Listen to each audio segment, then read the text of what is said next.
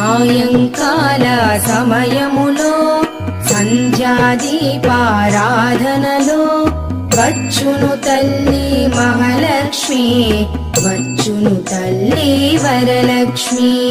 కాళ్లకు గజ్జెలు కట్టింది, మెడలో హారము వేసింది, పిలచిన వెంటనే పలికింది, అడిగినదంతా ఇచ్చింది.